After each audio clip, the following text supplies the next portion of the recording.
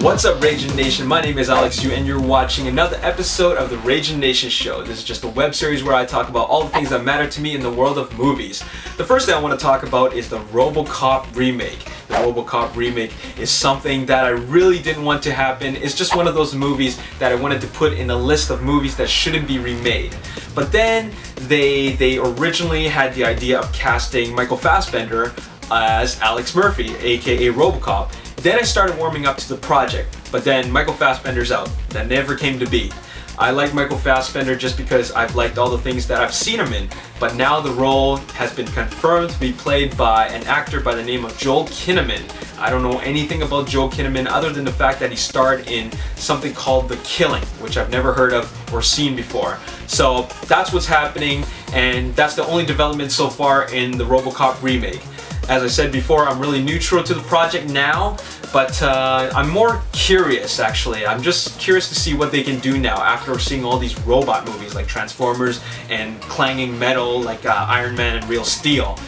So anyways, the next thing I want to talk about is Bill and Ted's Excellent Adventure 3. Now I don't know if the third installment is going to be called that, but Alex Winter, who plays Bill S. Preston Esquire, just confirmed that the script for Bill and Ted 3 is done. And that's actually pretty exciting news for me because Bill and Ted's Excellent Adventure is actually one of my top all-time comedies. It's not at the very top, but it's definitely up there in the top 5. So I'm really excited about that. Now, they're just waiting for the movie to be greenlit, but the script is done. So they're at the very beginning stages, but it is in development. Now, the main reason why I'm really excited about this is because I'm actually waiting for Keanu Reeves to replay his role as Ted Theodore Logan. And I want to just see him go, whoa.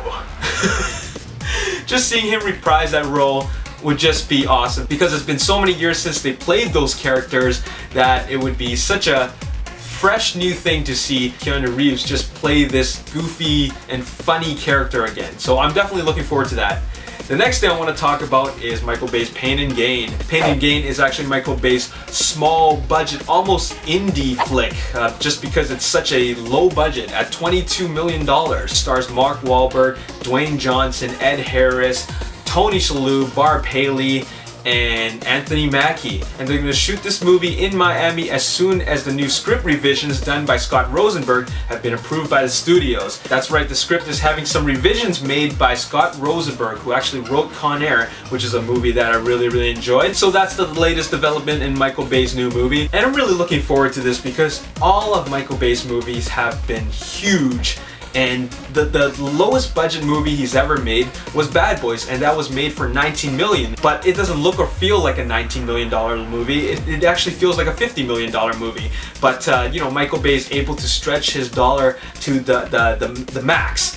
And I'm looking to see what he can make with $22 million. And this is going to be pretty cool because he's pretty much got an all-star cast in a low-budget movie. And there's not going to be a single explosion, and I heard there's just going to be one car chase sequence, but it's not even that big. Anyways, the last thing I want to talk about is Men in Black 3, and they have their new trailer that is already out. You can check that out at the end of the video, and I'm going to provide a link at the description box below. When I first saw it, I just was pretty expressionless. There were a few laughs here and there, but nothing that made me really like bust my guts. It just feels like another installment of Men in Black. The first one was quite funny and charming to me. The second one just felt mediocre, and I think the third one is going to be mediocre at best. And I'm still going to watch it. It's going to have some really cool special effects, but I don't think it's anything spectacular. The main reason why I really want to watch this is just to watch Will Smith back on the big screen again. Will Smith is one of my favorite actors, and it's always a delight to watch him on screen.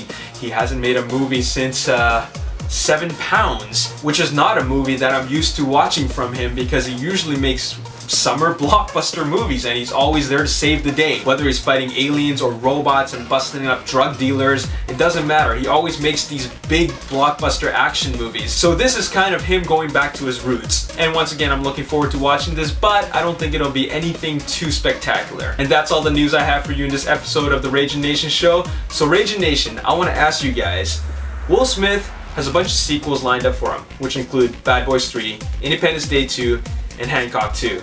His next movie is not a sequel, and it's going to be directed by M. Night Shyamalan. But out of the 3 sequels that I mentioned, Which one of those are you looking forward to the most? Bad Boys 3, Independence Day 2, or Hancock 2? Let me know in the comment section below. As always, if you enjoyed this video, show me some support by clicking the like button, subscribe to my YouTube channel, follow me on Twitter at Ragin Nation, and also like my Facebook page, The Ragin Nation. My name is Alex Yu, and thanks for watching another episode of The Ragin Nation Show. I'll see you next time. Peace. And slightly forgettable action movies. When I first heard about this movie, I was skeptical about watching it just because Donnie Yen had been starring in a lot of these period